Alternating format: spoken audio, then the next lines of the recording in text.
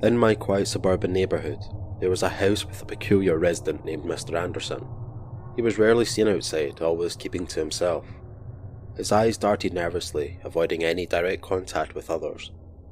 Rumours circulated among the neighbourhood children that he had a sinister secret. One day, curiosity got the best of me, and I decided to pay Mr. Anderson a visit.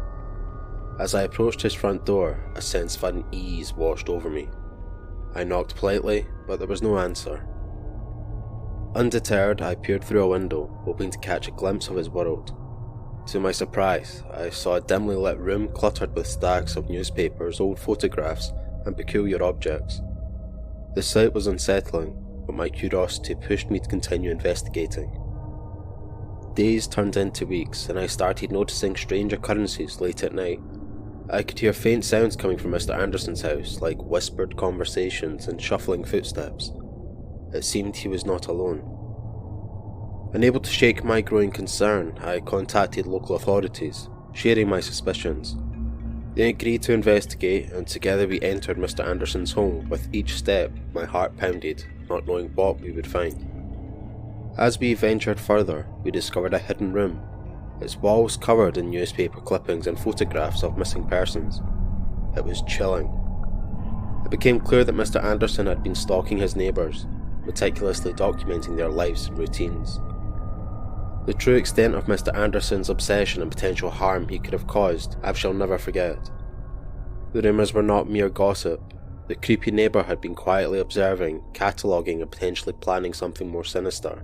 Relief washing over me, knowing that we had exposed Mr. Anderson's unsettling activities.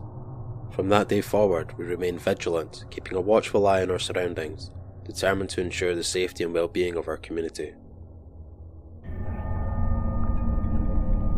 I had always heard strange whispers and muffled footsteps in my house, unsettling sounds that echoed through the halls, but it wasn't until that fateful day when I stumbled upon the truth about my enigmatic neighbour, Mrs. Jenkins.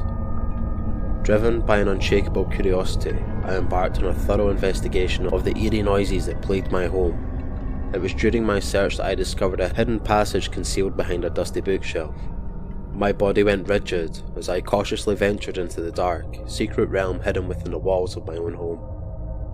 In the dimly lit room, I found Mrs. Jenkins, her once sweet countenance replaced by a wild-eyed gaze. She appeared disheveled, her unkempt hair framing her pale face as if she had emerged from a forgotten nightmare. My voice trembled as I demanded answers, desperate to understand how she had managed to infiltrate the sanctuary of my residence. Mrs. Jenkins, in a chillingly calm voice, confessed to living with the secret room for years, concealed from the prying eyes of the world. She had mastered the art of blending in, becoming an unnoticed presence, silently observing my every move and eavesdropping on my most intimate conversations. A rush of fear surged through me as I comprehended the magnitude of her intrusion. That horrible feeling I got when I first encountered her suddenly made sense.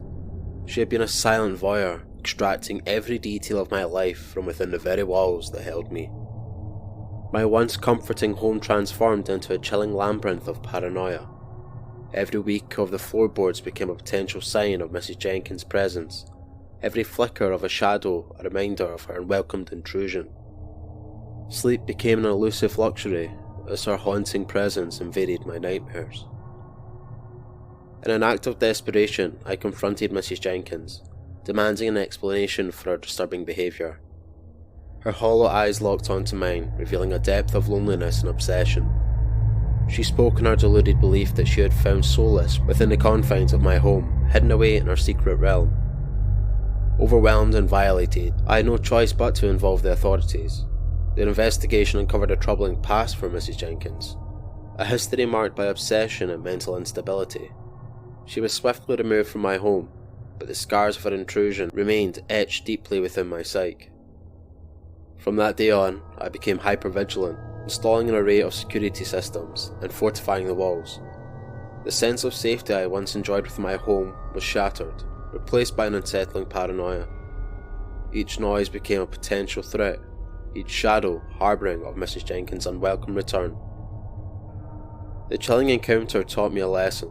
that would forever shape my perception of safety and trust. Sometimes the most sinister terrors can be found not in haunted houses or the darkest corners of our imagination, but within the very walls we call our own. I live in a quaint suburban neighbourhood where everyone knows everyone. It's a place where people feel safe, but there's something about my next door neighbour, Mr. Harris, that sends shivers down my spine. From the moment I moved in, there was an air of mystery surrounding him. He rarely leaves his house, and when he does, it's always under the cover of darkness. The few times we've interacted, I couldn't help but notice his unsettling gaze and the unnerving way he smiled, as if hiding something sinister. Late at night I often hear strange noises coming from his house. Whispers that seem to drift through the walls, accompanied by a faint eerie music that seeps into my dreams. It's as if the house itself holds secrets that it's desperate to reveal. One day, while taking a stroll through the neighbourhood, I noticed an unusual sight. Behind Mr. Harris's house, hidden among overgrown bushes, was a small graveyard. It sent chills through my veins, realising that he was living in the midst of the deceased.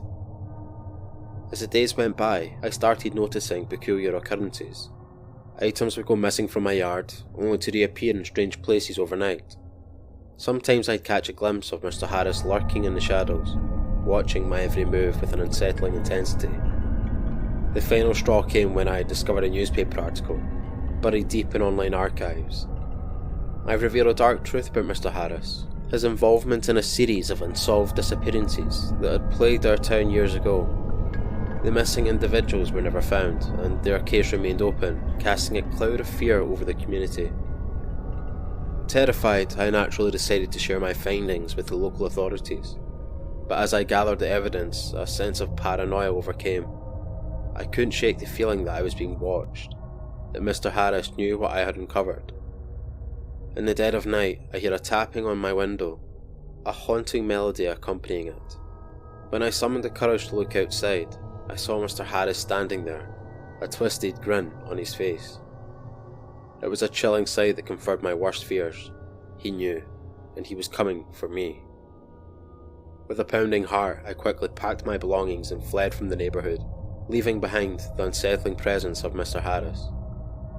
To this day, I can't shake the feeling that he still lurks in the shadows, waiting for the next unsuspecting neighbour to fall prey to his sinister intentions.